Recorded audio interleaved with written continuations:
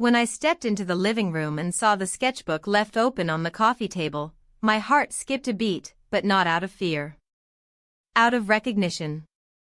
It was my silhouette, unmistakably mine, drawn in strokes so tender it felt like a secret being whispered. I reached out to close it, to pretend I hadn't seen, but I couldn't tear my eyes away. It wasn't just art, it was attention, the kind I hadn't felt in years. My fingers trembled as I touched the edge of the page, tracing the curve of my shoulder as he'd drawn it. A chill ran down my spine, not from the cool breeze through the open window, but from something deeper. Something dangerous. Just then, the front door creaked open. I snapped the sketchbook shut and turned. It was him. He paused, seeing the book in my hands. His eyes met mine. No words. Just a second too long of a stare. That was the moment I realized I had crossed an invisible line. Not in actions, yet. But in thought, in curiosity, in something that can't be undone once it's begun. And now, before I tell you how it all unraveled, I want you to tell me, have you ever let something go too far before you realized it was already too late? Let me take you back to the day it all started, when a simple favor became something far more complicated. The first morning after he arrived, I brewed coffee out of habit, not necessity. My husband had already left for the city the night before, and the house felt too large for just me. That's the thing about long marriages, the silence grows familiar, but never quite warm. Still, I had no intention of sitting around doing nothing. The house needed work, and the guest room hadn't seen a fresh coat of paint in years. He was supposed to help with that, the nephew, a kind gesture on his part, or maybe just an excuse to escape his own life for a while. When he came downstairs, the way he smiled caught me slightly off guard. Not flirtatious, not inappropriate, just warm. Like he saw me. Really saw me. He was in his early 30s, lean but strong, with quiet eyes that didn't dart away like most men his age. I asked him how he slept, and he said, better than I have in weeks. I didn't ask why. We spent the first part of the day clearing out the attic. Old boxes, dusty photo albums, forgotten keepsakes, the kind of things that make you nostalgic even if you're not sure what for. He lifted the heavy bins without complaint, and I noticed his sleeves were rolled up, his forearms lightly freckled. I hadn't noticed freckles on a man in years. There was laughter, too, genuine, not forced. He found a box of my husband's college notebooks and started reading his early poetry aloud in a mock theatrical voice. I laughed harder than I meant to. At one point, I had to sit down. My face hurt. It wasn't just the poems. It was the ridiculousness of it all. The dust. The attic heat. The strange lightness in my chest. At lunch, we sat on the porch, sharing sandwiches and sweating in the August heat. He told me about his job, something vaguely artistic, part-time. Teaching kids to draw at a community center. He wasn't married, no kids. I asked why not. Timing, he said, and left it at that. Later that afternoon, we moved downstairs to prep the living room for painting. Furniture was pushed aside, drop cloths unfurled. He played music from his phone, jazz, something slow and smoky. I moved with more energy than usual. Not because I was trying to impress him, at least that's what I told myself, but because I felt awake. I hadn't felt that in years. Not fully. I caught him watching me once. Just for a second, before he turned away. I didn't call it out. I didn't need to. I'd seen that look before, once upon a time. But not recently. That evening, after he went up to shower, I lingered in the living room. My husband had texted me, a short message about a meeting going long. No, I miss you. No question about my day. I typed a reply and deleted it twice before settling on a bland hope it goes well. I don't remember when I started wondering what would happen if someone else said those words to me, and meant them. I spent the night in a kind of unsettled calm. No guilt, not yet. Just a hum under the skin. Like the first vibration of an earthquake far beneath the surface. The next morning, he emerged from his room in a soft gray t-shirt that clung slightly from sleep. His hair was damp. I noticed that and immediately scolded myself for it. He poured himself coffee, thanked me without prompting, and sat at the table across from me. He asked me about my painting. I hadn't mentioned that in years. I told him I used to sketch when I had time, but I used to paint small canvases in the sunroom before it became a storage space. He said I should start again. His voice was soft, no suggestion beneath it, but it felt like something inside me stirred awake. A little. That day, he worked outside, sanding the porch railing. I brought him lemonade. We talked about nothing, neighbors, books, weather. But the space between us felt different. Like something invisible hung there, quietly watching. That night, I stayed up late, scrolling through old photos on my phone. Pictures of me and my husband from vacations long past. He had a smile in them I hadn't seen in years. Or maybe I'd just stopped noticing. Either way, I closed the app and stared at the ceiling until sleep finally came. The third day started like the others, early, hot, practical. We were painting the hallway, and the fumes were strong. I opened all the windows. We worked side by side, close enough to brush elbows, but never quite touching. When he accidentally dropped a roller and the paint splashed across my forearm, he instinctively reached to wipe it away with a towel. His fingers grazed my skin. It was nothing. And yet, it wasn't.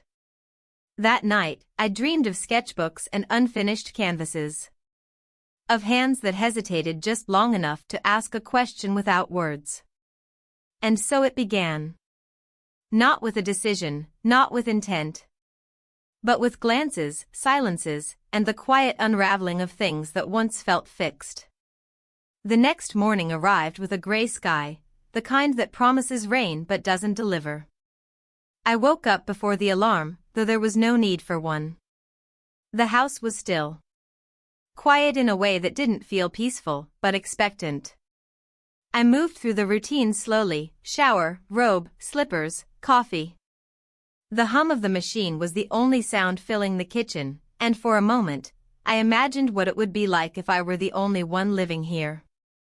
Not lonely, exactly. Just unobserved. He came down a little later, barefoot, hair still damp. There was a smudge of charcoal on his forearm. I didn't ask what he had been doing so early. He poured himself a cup of coffee and sat across from me, offering a sleepy nod instead of words. We ate in silence, but not an uncomfortable one. It was a kind of shared calm, like we were both walking along the same edge and neither wanted to be the first to acknowledge the drop beneath us.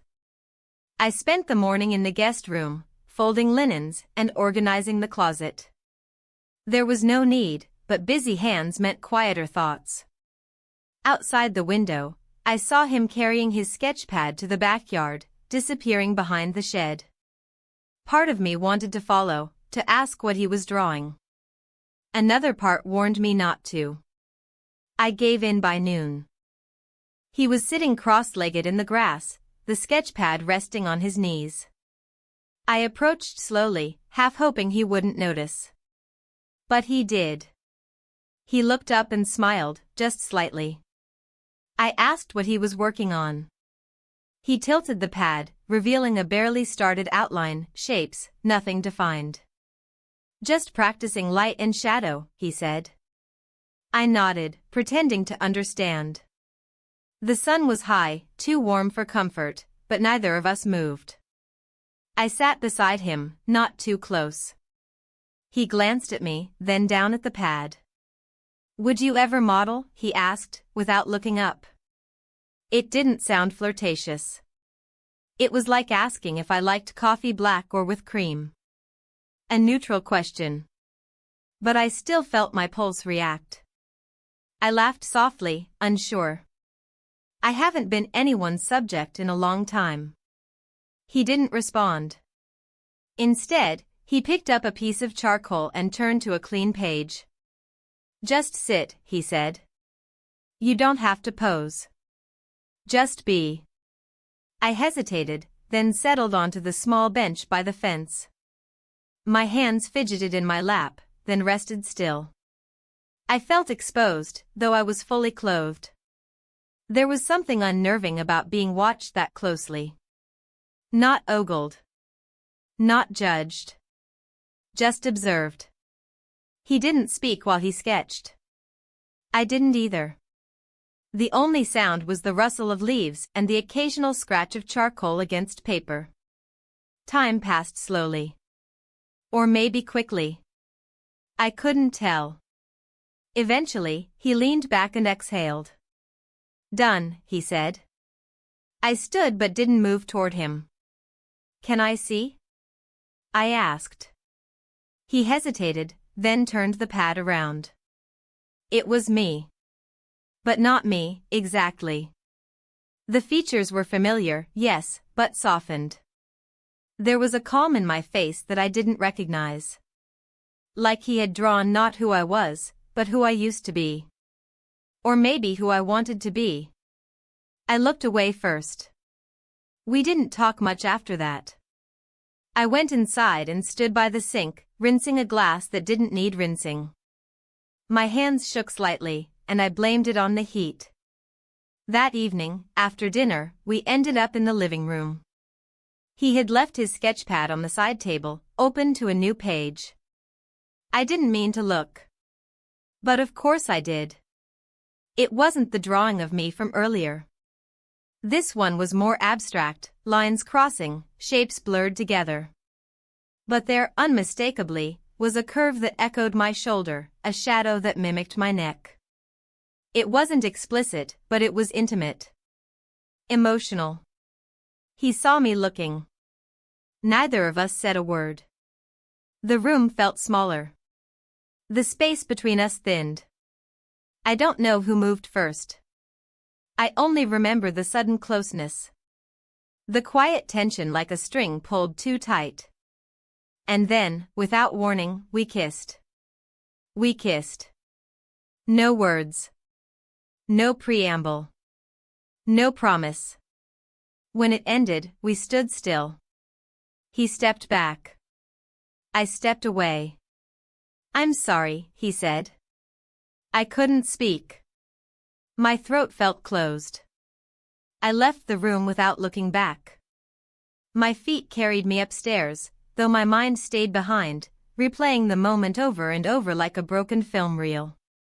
In my bedroom, I sat on the edge of the bed, my hands folded tightly in my lap. I didn't cry. I didn't scream. I just sat. The silence of the house pressed in from all sides. It felt louder than any sound. I told myself it was a mistake. A lapse. A line that could still be stepped away from. But deep down, I knew better. It wasn't about him. Not entirely. It was about the version of me I had buried, the one who wanted to be noticed, touched, seen. The one who didn't vanish into the background of someone else's schedule, someone else's needs. That night, I couldn't sleep. I stared at the ceiling, listening to every creak and whisper of the house. I thought about my husband. About how I would tell him. Or if I ever would. I wondered if he would even notice something had changed. I wondered why I cared if he did. And most of all, I wondered what the hell I had just started. The morning came slowly, as if reluctant to arrive. I lay in bed longer than usual, not out of tiredness but from a kind of suspended hesitation. The memory of the night before lingered like smoke in my lungs. I couldn't escape the heaviness in my chest, nor the clarity with which I now saw the change between us. Something had shifted, undeniably and irreversibly. We hadn't spoken a single word after it happened. There was no discussion, no attempt to explain or justify. And that silence spoke louder than anything either of us could have said. I got dressed carefully, choosing something loose and neutral. I avoided mirrors. My reflection felt like a stranger, or worse, a witness. The house was quiet as I descended the stairs. No sounds of movement from his room. I wondered if he had slept at all. I doubted it. The air between the walls felt tense, charged with an invisible current. I made coffee, but my hands moved stiffly. The kitchen, usually a space of rhythm and routine, now felt foreign. I didn't know what to expect, if he'd act as if nothing happened, or if he'd leave without a word. Both options felt unbearable. When he finally appeared, it was later than usual. He looked tired but composed. His eyes met mine only briefly before drifting elsewhere. We exchanged soft greetings, hollow versions of our usual ones. There was no warmth in them, only formality. It struck me how quickly something intimate could become awkward, how quickly closeness could shift into discomfort. He poured himself coffee and sat across from me at the table. I kept my gaze on my cup, my fingers tracing the rim without purpose. Neither of us brought it up. There was an agreement, unspoken but understood, to move through the morning with deliberate normalcy. But even that felt like a lie. He mentioned that he needed to run to the hardware store, something about sandpaper and caulking. I nodded. He asked if I needed anything while he was out. I said no. When he left, I felt an odd mixture of relief and abandonment. I stood in the foyer for a long while after the door shut, staring at the empty space he had just walked through. The rest of the morning passed in a blur of menial tasks, laundry, sorting mail, dusting. I tried to lose myself in the physical, to silence the thoughts clawing at the inside of my skull. But everything reminded me. The couch. The studio space. Even the staircase, where our arms had once brushed accidentally. After lunch, I found myself wandering into the room he had turned into his makeshift studio. The scent of charcoal and paper hung in the air. His sketchbook lay closed on the table. I hesitated, then opened it. I knew I shouldn't, but I did. The page didn't show my face. It was just a study, my hands, one resting over the other, with veins softly rendered beneath the skin. There was something reverent in the lines, something far too careful to be casual. I closed the book gently, the weight of the image lingering in my throat like a lump I couldn't swallow.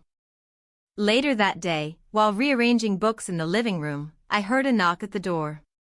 Unexpected visitors were rare. I wiped my hands on my jeans and answered, my breath catching slightly when I saw who it was. It was my husband's old friend. The one who had helped install the upstairs windows the year before. He stood on the porch with a toolbox in one hand and a grin on his face. I forced a smile. He said he was in the area and thought he'd stop by. He asked if anything around the house needed fixing. I mumbled something about the loose step on the back deck. He nodded and stepped inside like it was the most natural thing in the world. I offered coffee, more out of politeness than desire. The next half hour passed in a kind of surreal fog. He talked easily while checking the deck, about his work, the weather, even a recent family wedding. I tried to keep up, but my mind kept circling elsewhere.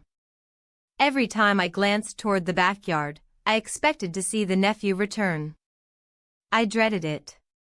When he finally did, walking up the side yard with a plastic bag in hand, our eyes met.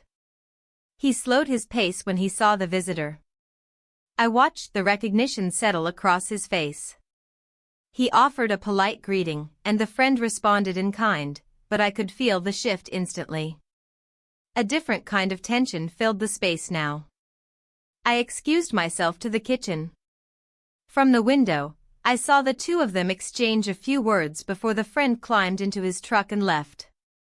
I waited for the engine to fade before stepping outside. He was leaning against the porch railing, the bag still in his hand. "He didn't expect to see me," he said quietly, almost to himself. "I didn't expect him to come," I replied, unsure why I felt the need to explain. He nodded, then walked past me into the house. I stayed outside, letting the warm wind tangle my hair. The sky was darkening, clouds moving faster now. The air hinted at rain, or maybe just change. That evening was the quietest one yet. We both stayed in our separate corners of the house. He read in the guest room. I sat at the dining table, staring at a book without turning the pages. My husband called around 8, his voice rushed and distracted. "A late meeting." I said I understood. I always did. After I hung up, I sat in the silence for a long while, listening to the house settle. The wind had picked up, rustling the trees outside. I imagined what the friend might have seen, just two people in the same house. Nothing inappropriate. Nothing obvious. But the way he had looked at me before leaving, there had been something knowing in his eyes. A pause. A hint of something unspoken. Maybe suspicion. Maybe understanding. I couldn't tell. And that uncertainty lodged itself deep in my chest. By the time I went upstairs, the lights in the guest room were off. I moved quietly through the hallway, avoiding the creaky floorboards. In my bedroom, I undressed slowly, folded my clothes, and sat on the edge of the bed. I didn't sleep much that night. My mind moved in circles, cycling through possibilities, fears, regrets. Every time I closed my eyes, I saw that sketch of my hands. Every time I opened them, I felt the weight of the friend's stare. The line we had crossed now had an audience. Or at least, the potential for one. And something about that made it real in a way it hadn't been before. Not just a private mistake. But something dangerously close to discovery. The following day began with a weight in the air that had nothing to do with the weather. The sky was overcast, the light in the house pale and muted, as if even the sun hesitated to be present. I moved through my routine with mechanical precision, shower, towel, robe, hair twisted up carelessly. My skin felt cold, not from the temperature but from the uneasy stillness inside me. I had crossed a line, and now I was walking the narrow ridge between concealment and consequence. Downstairs, I found him already seated at the kitchen table. His hands were wrapped around a mug, and his eyes looked distant, like he'd been there for hours. The air between us was taut. He nodded when I entered, but the warmth from before was gone, replaced by something unspoken and sharp. We spoke only about the day's plans. Paint in the back hallway. Patch the corner near the baseboard. Move the old bookshelf. There was a quiet professionalism in our conversation, the kind you might hear between strangers forced into cooperation. We avoided eye contact. We avoided everything that wasn't practical. The first hours of work passed in silence. I held the ladder as he reached high corners, and he handed me the brush when I needed it. We moved like a team who had rehearsed their roles but forgotten the purpose of the performance. I watched his hands more than his face, hands that had drawn me, touched me, trembled near mine. Around noon, I stepped outside for air. The yard was still, the grass damp from morning dew. I wandered toward the back, not intending to go anywhere in particular, just to move. To breathe. The shed, partially open, caught my attention. Inside, leaning against the far wall, were old canvas frames, rolled rugs, tools scattered across a wooden bench. Dust filtered through the air like soft rain. I stood there for a long time, running my hand along the edge of a forgotten easel. Years ago, I had used this very space for painting. Before life became schedules and obligations. Before I stopped being someone who created. I didn't hear him approach. When I turned, he was in the doorway, his shadow long against the light behind him. He didn't speak. Neither did I. He stepped inside slowly, carefully, like he was entering someone else's memory. His eyes scanned the space, resting briefly on the easel, then on me. "This used to be yours, didn't it?" he asked. I nodded. My voice came out quieter than I expected. "A long time ago." He didn't respond. Instead, he reached for a small stool near the wall and sat. I leaned back against the frame of the door, arms crossed, as if the posture could shield me from whatever might come next. "I didn't plan for any of this," he said finally. "I know," I replied. The silence that followed wasn't empty. It was full of regret, confusion, fear, and something else neither of us wanted to name. I looked at the floor, avoiding his face, afraid of what I'd see there. Affection? Guilt? Blame? Any of it would be too much. Eventually, I turned and walked back to the house without another word. The rest of the day unfolded like a film on mute. We finished the hallway, packed up the supplies, and avoided being in the same room whenever possible. When dinner time came, I made a simple salad and left it in the fridge with a note. I ate alone in the sunroom, surrounded by half-finished projects and dust-covered memories. I checked my phone. My husband had sent a short message, "Call tomorrow if you have time." No urgency. No concern. Just another placeholder in our long string of impersonal updates. I stared at the screen, thumb hovering over the reply button, then set it down without typing anything. Later, as twilight settled over the yard, I wandered upstairs, pausing outside the guest room. The door was closed. A thin strip of light glowed beneath it. I stood there for a while, unsure what I wanted: the conversation? Reassurance? Denial? I walked away. In my own bedroom, I sat on the edge of the bed, brushing my hair slowly. Each stroke felt like a small act of control in a world spinning off its axis. I tried to remember the last time I had felt certain of anything. I couldn't. Sleep didn't come easily. My thoughts were loud. I replayed the past few days over and over, examining every glance, every moment of hesitation. I thought of my husband, of our life before the silence between us became normal. I thought of the friend's visit and the way his eyes had lingered just a second too long. And then I thought of the sketch, the one of my hands. The intimacy in the lines. The care. The way it had made me feel seen and known in a way I hadn't felt in years. Not loved. Not desired. Just noticed.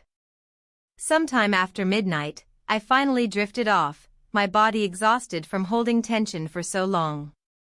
I awoke to the sound of rain, soft and steady, tapping against the windows like a gentle reminder that time moves forward whether we're ready or not. I dressed in layers, not for warmth, but for armor. Downstairs, the house smelled faintly of coffee and damp wood. He was already gone. I found a note on the table. Went to the hardware store. Back later. It was brief. Polite. Hollow. The same language my husband used. I spent the morning cleaning the guest bathroom, scrubbing tile that didn't need it.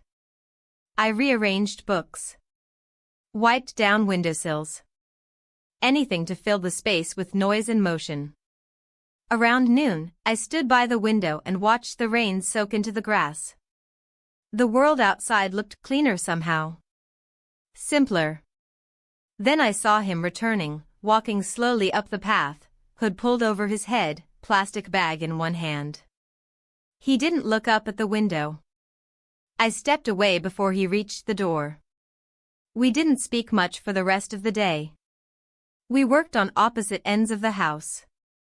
The unspoken agreement between us had solidified into something harder now, an understanding that whatever existed before had shifted into something unmanageable.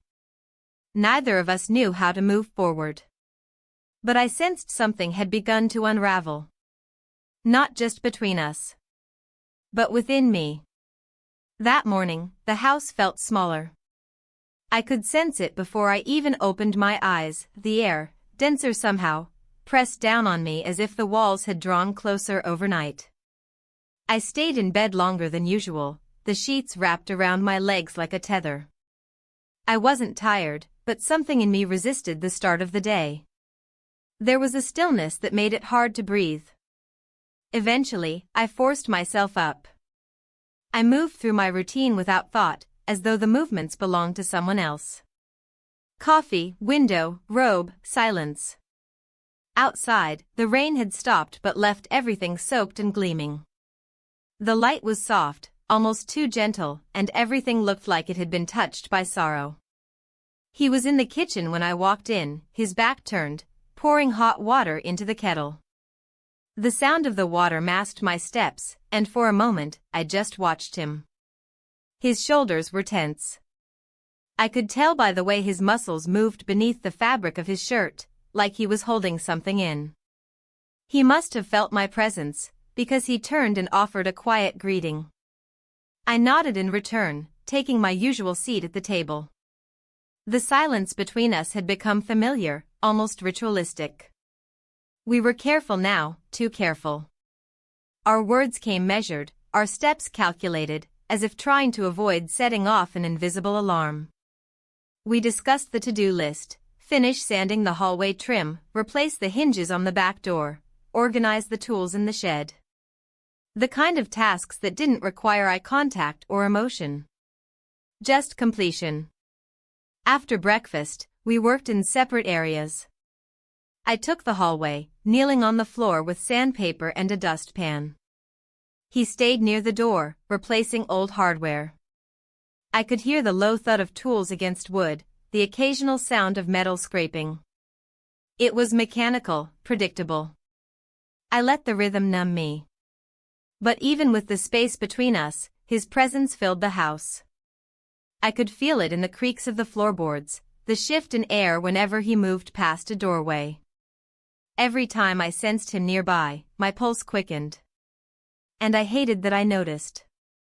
In the afternoon, I stepped outside to water the plants. The air was humid, heavy with the scent of wet leaves and soil. The hose was tangled near the side of the house, and as I bent to untwist it, I heard footsteps behind me. I didn't turn immediately. His voice came low, casual.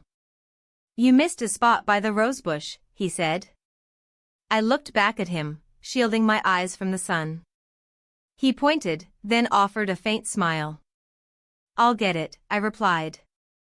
He didn't leave. For a few seconds, we stood there, just looking at each other.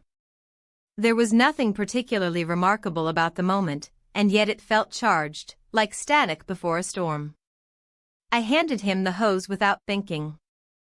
Our fingers brushed. It happened again. We kissed. There was no hesitation, no question.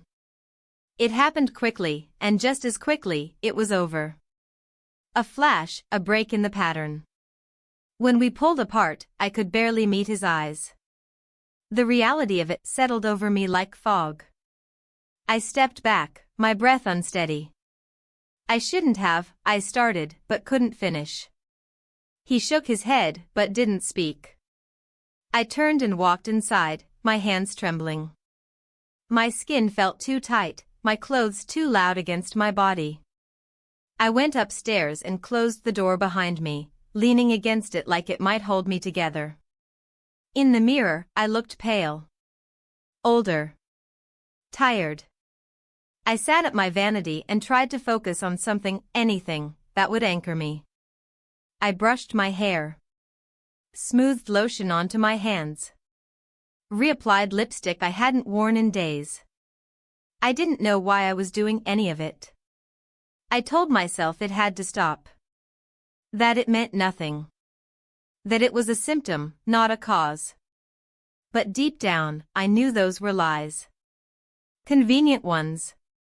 Safe ones. Downstairs, I heard movement. A door creaking open. Then the sound of footsteps on the porch. I didn't follow. I couldn't. Later that evening, I prepared dinner like I always did. Chopped vegetables, simmered soup, set 2 plates. When I called out that it was ready, there was no response. I found him in the back room, standing near the window, staring out at the trees. He joined me without a word. We ate in silence, the clinking of silverware loud in the quiet room. I tried to focus on the food, on the motion of lifting fork to mouth.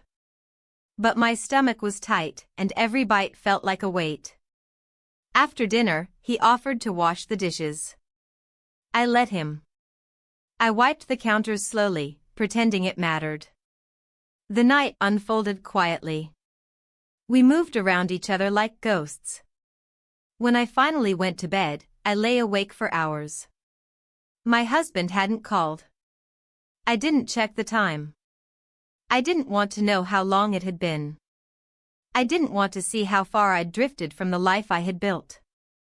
I replayed the moment in the yard over and over in my mind, the way his lips felt, the way the world seemed to vanish for a second.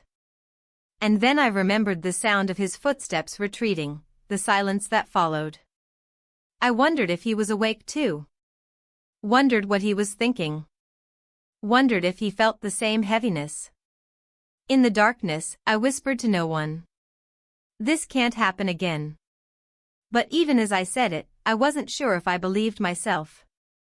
The next day began with a tension so thick it settled into the walls. I could feel it in the floorboards, in the sound of my own footsteps, in the way I held my breath without realizing. Sleep had been fleeting, broken by thoughts I couldn't control, by memories that played on a loop. I felt like I was sleepwalking, moving through a version of my life that no longer belonged to me.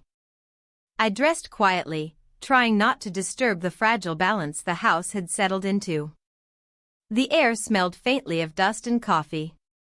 It was too early for either of us to be in the kitchen, but I still paused at the bottom of the stairs, listening. Nothing. Just the low hum of the refrigerator and the soft creak of the house adjusting to morning. In the kitchen, I moved mechanically. The motions of making coffee, slicing fruit, toasting bread, each action precise, like following a script I'd long ago memorized. The moment felt normal, and yet I was hyper-aware of its falseness. Nothing was normal anymore. He came in quietly, eyes shadowed from lack of sleep. He greeted me softly, politely, as if he were a guest in someone else's home. I offered him breakfast, and he accepted, but we didn't sit at the table. We stood in silence, leaning against opposite counters. The unspoken weight between us held everything in place. I told him we had to finish the last of the living room shelves. He nodded. No more was said. We spent most of the morning in opposite corners of the room. He measured, drilled, adjusted. I dusted and reorganized stacks of old books, pretending to care about their order. Occasionally our hands came close, but neither of us reacted. We had built a silent pact, and both were afraid to break it. Midday brought an unexpected interruption. A knock at the front door. I froze, heart in my throat, unsure why I felt fear. When I opened it, I was met with a familiar face, my husband's friend. The same one who had visited days earlier. He stood there casually, holding a bag of screws and a cordless drill. Said I'd come back to fix that step, he said. I forced a smile. Of course. Thank you. I stepped aside, letting him in. He nodded as he passed, eyes scanning the room quickly. I couldn't tell if it was curiosity or calculation. He walked through the hallway toward the back porch without waiting for direction. The nephew had gone quiet behind me. I turned to find him standing near the bookshelf, eyes locked on the spot where our guest had disappeared. Neither of us moved. There was something in his posture, rigid, alert, that unsettled me. I mumbled something about going to check on the step, and he gave a tight nod. Outside, the friend had already pulled up the loose board. He worked quickly, chatting lightly about the weather, a neighbor's dog, the way summers used to feel longer. I nodded along, offering responses only when needed. I was distracted by the thought of what he might have seen the last time he was here. Whether he had really seen anything. Whether he had told anyone. When he finished, he wiped his hands and smiled. "It's solid now," he said. I thanked him again. He paused at the edge of the deck, turned to me with a strange expression, not quite a smile, not quite a warning. "You two doing all right?" he asked. The question hung in the air like smoke. I swallowed. "Yeah. Just getting things done around the house." He nodded, satisfied with my answer or pretending to be. Then he left. I stood on the porch for several minutes after the door closed, the silence behind me suddenly too loud. When I went back inside, the nephew was gone from the living room.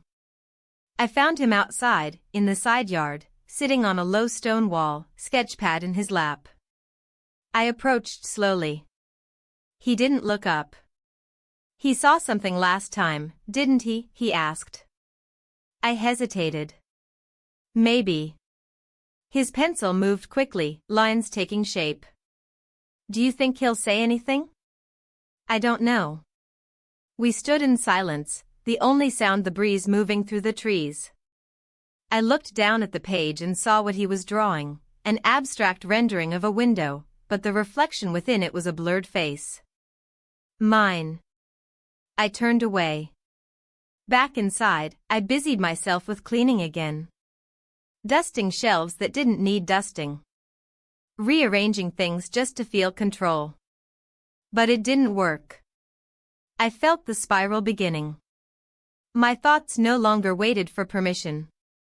They stormed in, regret, confusion, fear, and a low, constant ache I couldn't identify. He stayed outside most of the day. I only saw him through the window, moving between sketches and tools. I could tell he was avoiding me, and a part of me was grateful.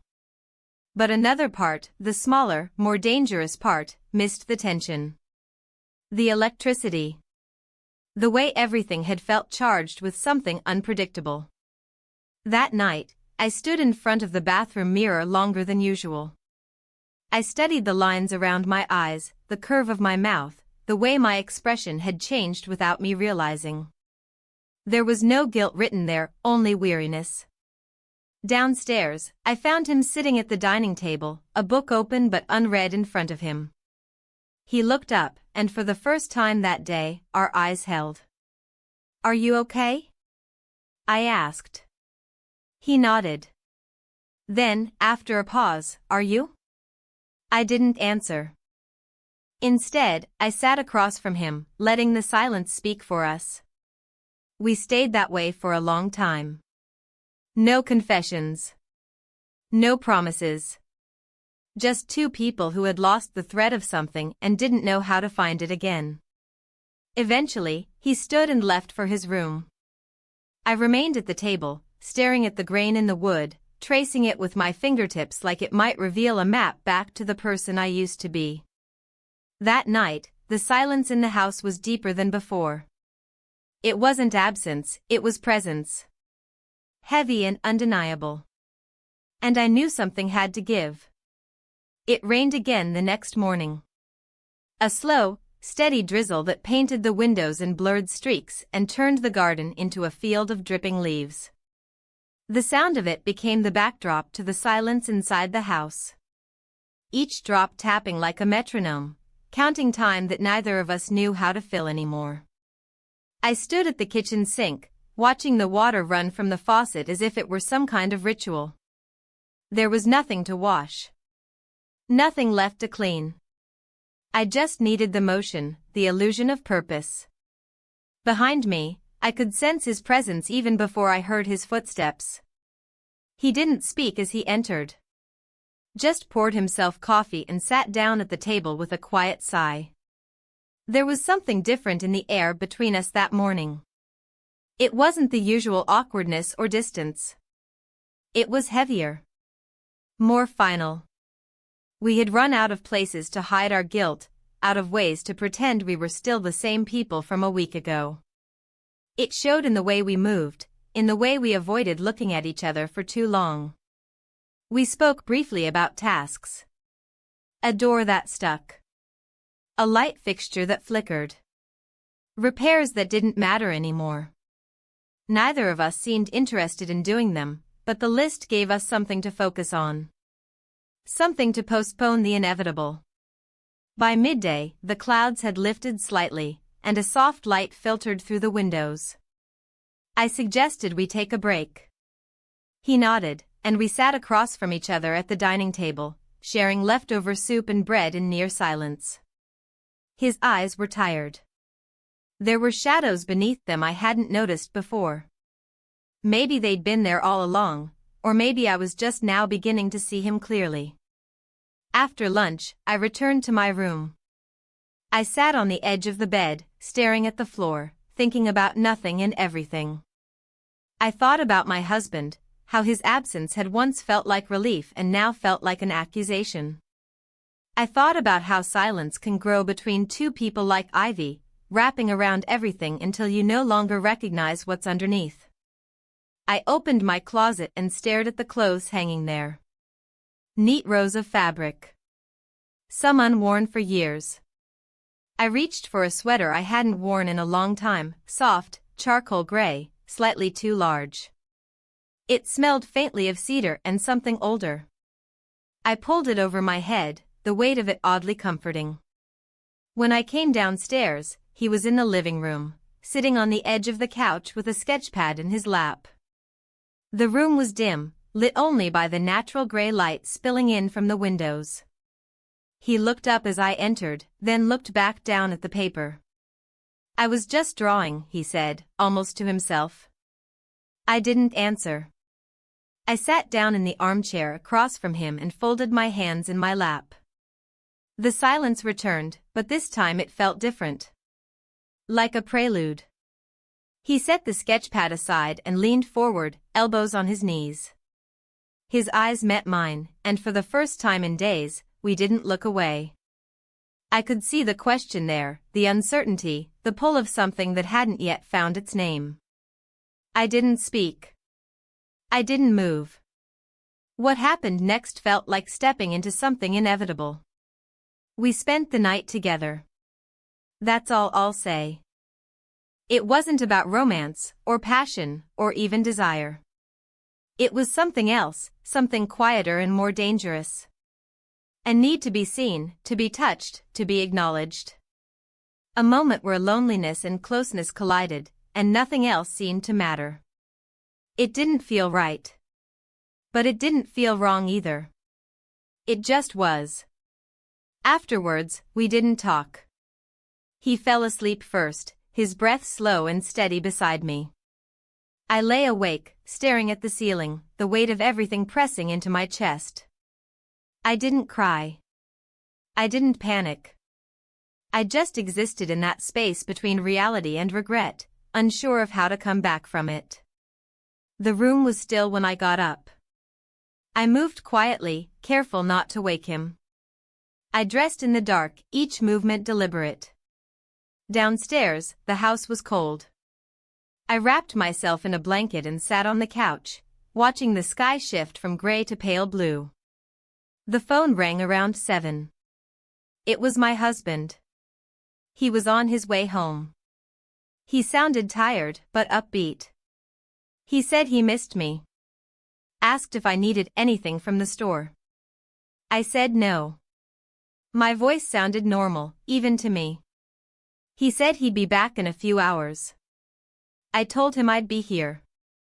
When I hung up, the weight in my chest grew heavier. I sat there, staring at the phone, knowing that nothing would ever be the same again. I couldn't pretend anymore. Not to myself. Not to anyone. Upstairs, I heard movement. Footsteps. A door opening. I didn't go to him. I didn't say a word. I sat on the couch, wrapped in the blanket, and waited for the morning to fully arrive. The sun began to break through the clouds, casting long streaks of light across the floor. Dust danced in the beams. Everything looked sharper. Exposed. My husband would be home soon. And I had no idea what I was going to say.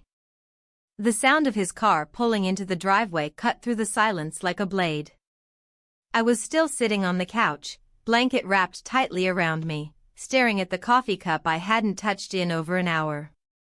My heartbeat was slow but heavy, as if every thud had to force its way out of me. I didn't move. Not until the engine shut off and the car door slammed. Then I stood. Everything felt unreal.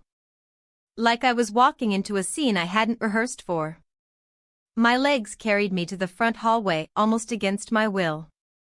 I could see him through the frosted glass of the door, one hand reaching for the knob, the other holding a small paper bag.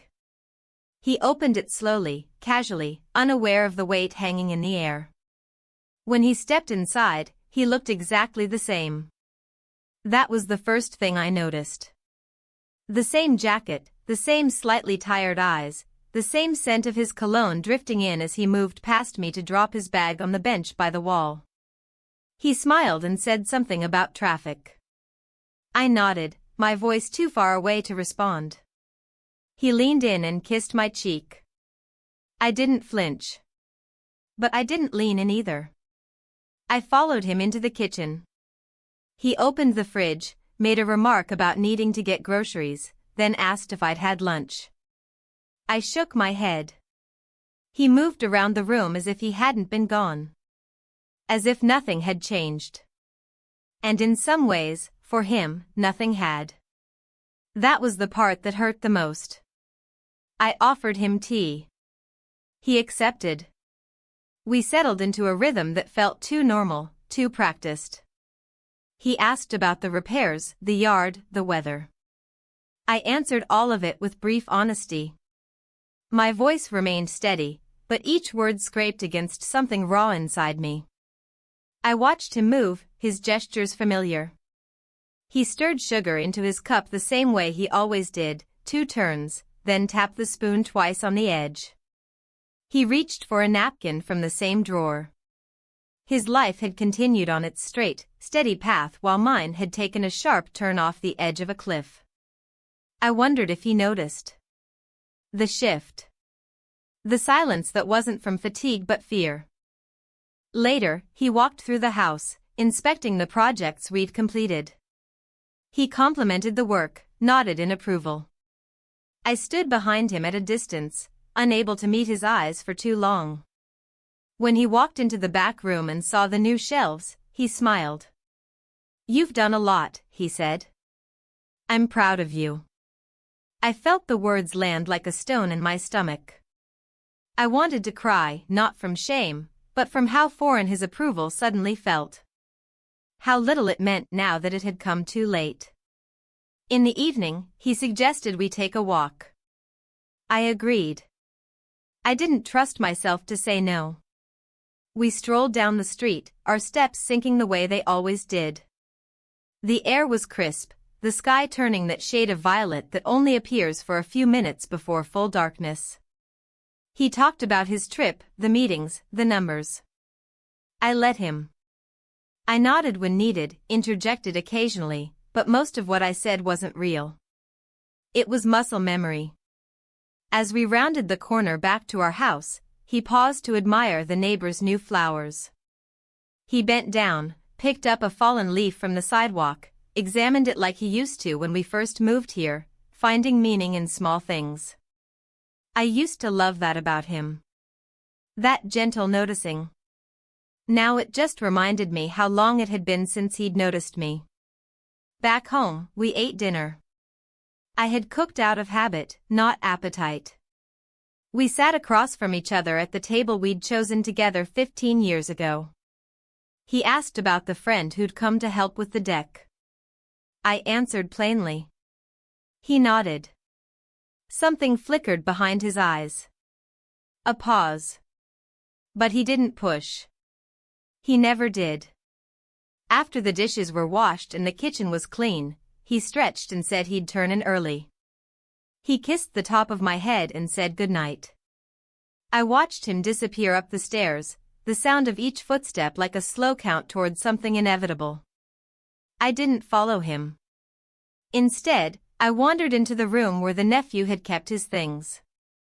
It was empty now. He had left earlier that morning before my husband arrived, quietly and without ceremony. His bag had been packed. His bed neatly made.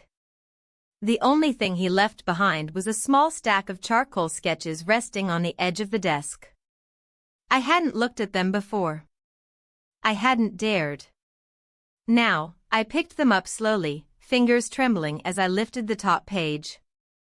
It was a series of studies, my hands, my shoulder, the line of my jaw. Nothing inappropriate. Nothing scandalous. But deeply personal. Rendered with care. With time. With attention I hadn't received in so long it almost hurt to see it captured. The final sketch was different. Less detailed, more abstract.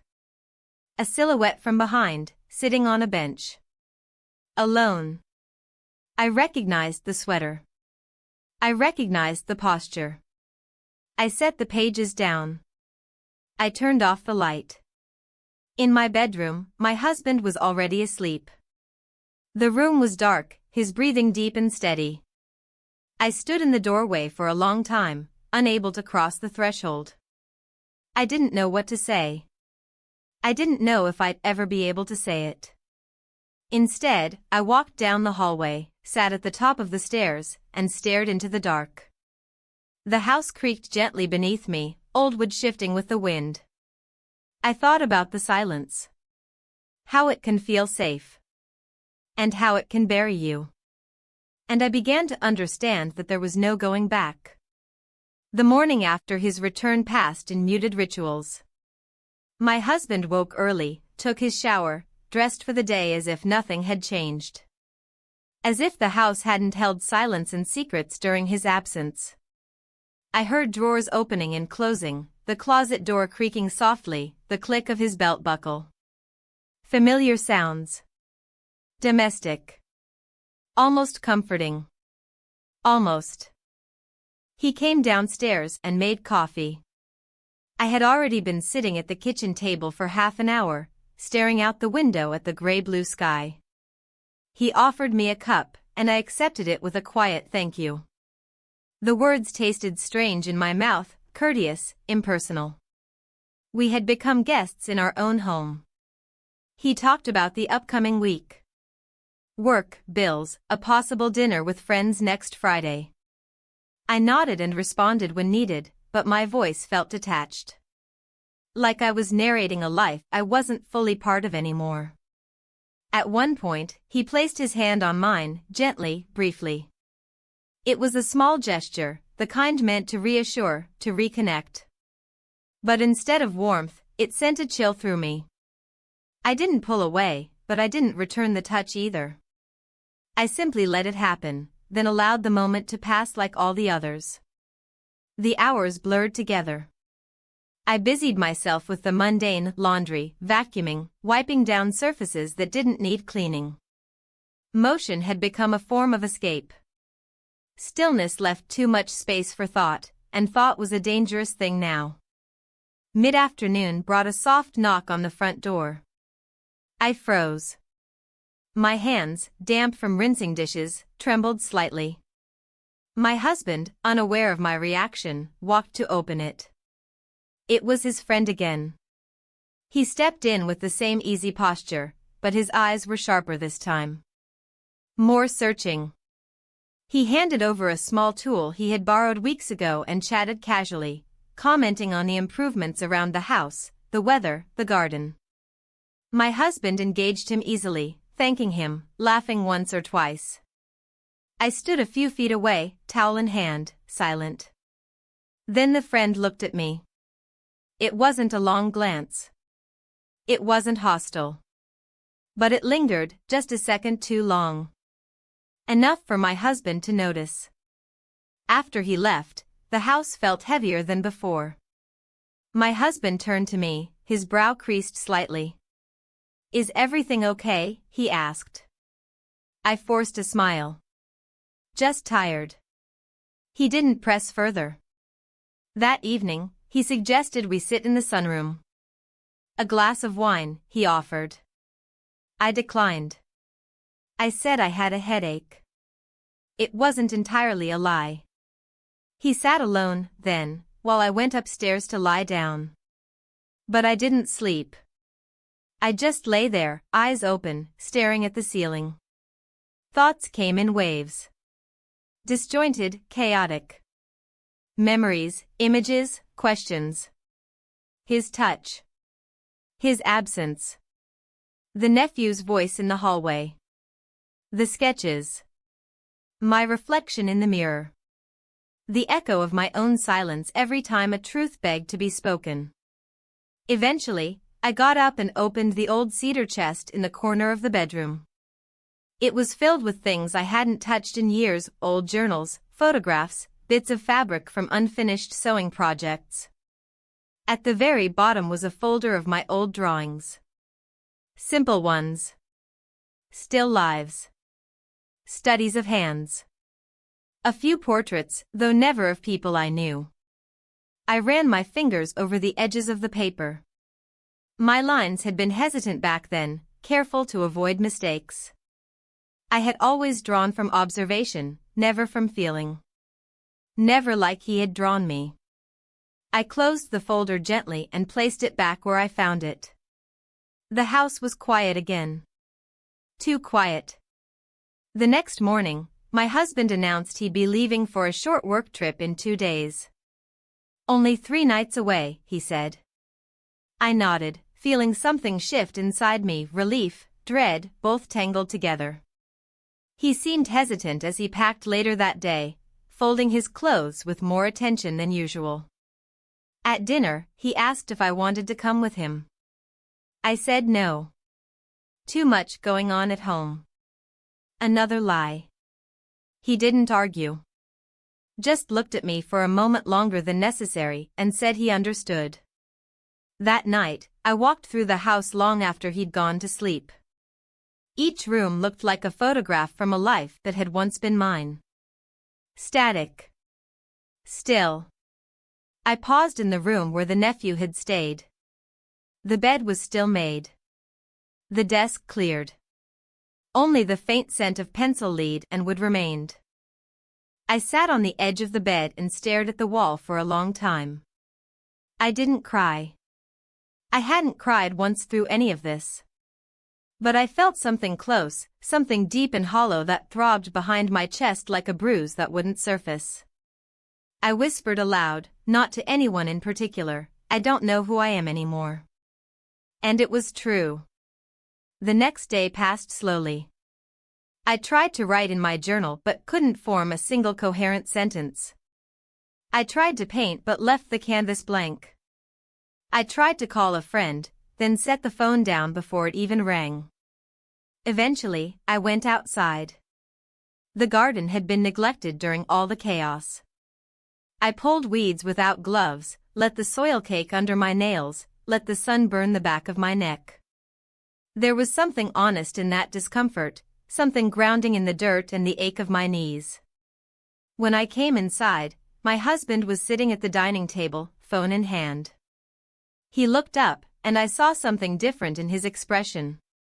I talked to him, he said, his tone calm but deliberate. It took me a moment to understand who he meant. The friend. I felt the blood drain from my face. What did he say? I asked, my voice barely above a whisper. He didn't answer right away. Instead, he stood, walked over to the window, and looked out at the yard. His back was to me when he finally spoke. He said he saw something. But he didn't want to believe it. I didn't want to either.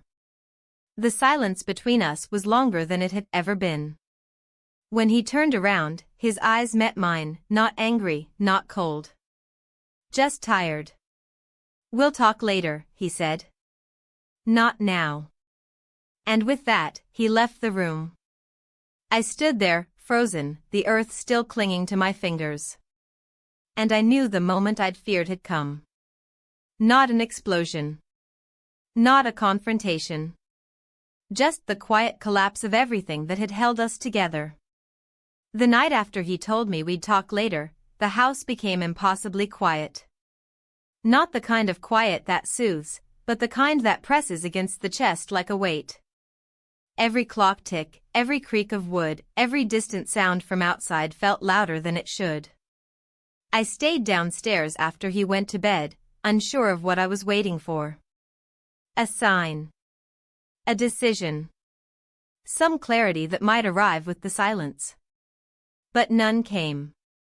I sat in the dining room with the lights off, illuminated only by the pale silver of the moon coming in through the window. My tea had gone cold hours ago.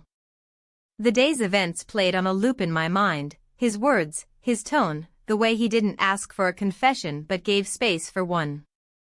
I had spent so long preparing myself for confrontation, for fury. But his exhaustion felt worse than anger. It made me realize something I hadn't understood until that moment: he hadn't stopped loving me. He had just stopped recognizing me. And perhaps I had done the same. I didn't sleep that night. I moved from room to room, checking the windows, folding blankets, wiping clean surfaces that were already spotless. Each small gesture felt like penance, though I knew it wouldn't change anything. When the sun rose, I was in the sunroom, wrapped in a shawl, watching the light stretch slowly across the floor. He left that morning for his trip without another word about the night before. His suitcase was already packed. He kissed my cheek before he walked out, gentle and quiet, and said he'd call when he got there. I nodded. My voice failed me. When the door closed behind him, I stood for a long time in the front hallway, staring at the empty space he had just occupied. My chest was hollow. I thought I might cry, but I didn't. The tears had dried up days ago. What was left now was a kind of numbness, a stillness that ran too deep to shake. I made coffee. I drank it slowly. I walked through the house as if seeing it for the first time. Each room held a version of me I didn't recognize anymore. A younger version. A quieter one. One that had accepted things not out of peace, but out of habit. I opened the studio where I had once painted and sat down at the empty desk. The charcoal sketches still lay there, stacked neatly where I had left them. I stared at the top one for a long time. The silhouette. The posture. The unmistakable loneliness of the figure. I traced the lines with my fingertip. Then, gently, I folded the page and tucked the drawings into a drawer. I didn't need to see them anymore. That afternoon, I stood in front of the mirror for what felt like hours. I studied the lines on my face, the softness under my jaw, the faint crease between my brows. I had aged. Not suddenly, but slowly, and now I was finally noticing it. There was still beauty there, but it was different, quieter, more fragile. I didn't resent it. I just acknowledged it. I changed into fresh clothes and opened the windows in every room. I let the breeze in. It smelled like the trees outside, like the dust from the road, like the end of a long storm. I took a deep breath and let it fill my lungs. In the evening, I sat on the porch and watched the sky change color. The clouds moved gently, painted in soft shades of gold and rose. I remembered the first time I had sat here with my husband, years ago, when we first moved in. We had held hands and made plans. Promised to never lose each other in the noise of life. We hadn't broken the promise in one moment. We had simply let it fade. When the sun dipped below the horizon, I walked back inside and turned on the porch light. I locked the doors. I closed the curtains. I made a cup of tea and carried it upstairs. In the hallway, I paused outside the guest room. The bed was still made, the furniture still in place. It looked untouched now. I stepped inside and sat down on the edge of the bed, hands folded in my lap. I stayed there for a long time, letting the silence settle around me. Eventually, I stood, closed the door behind me, and returned to my room. The next day, I received a message from my husband. Just one line. "Can we talk when I get back?" I stared at it for several minutes before replying. Yes. There was nothing else to say. I spent the rest of the afternoon sorting through the cedar chest again. This time, I took out my old sketchbooks and set them on the desk in the sunroom. I opened a fresh one. I sharpened a pencil. I didn't draw right away, but I sat there with the tool in my hand, the weight of it oddly reassuring. That night, I didn't dream. The day of his return came quietly. He arrived in the early evening, tired but composed. He placed his bag by the door, took off his shoes, and walked into the kitchen where I was already waiting. We sat at the table. The same table we had shared for years. He looked at me for a long time before he spoke. "I don't need details," he said. "I just need to understand what happened." I didn't lie. I didn't defend myself. I told him the truth. Not the sequence of events, but the feeling. The slow erosion of connection. The ache that had lived inside me for too long. The way I had stopped feeling like I mattered. The way I had tried to fill a silence that neither of us had wanted to admit existed. He listened. He didn't interrupt. When I finished, he sat back and stared at the floor. His jaw was tight. His hands folded. For a long time, he didn't speak. When he finally did, his voice was quieter than I had ever heard it. "I don't know what happens next." I nodded. "Neither do I." We sat in silence. It wasn't peaceful. But it wasn't hostile either. It was something in between. A place where two people wait to see what survives when the storm has passed. That night, we slept in the same bed, but we didn't touch. And in the dark, I finally cried. Quietly. Without shaking. Without fear. Because I knew this was the end of something. But maybe, just maybe, it was also the beginning of something else. Something I didn't yet understand. But was finally ready to face.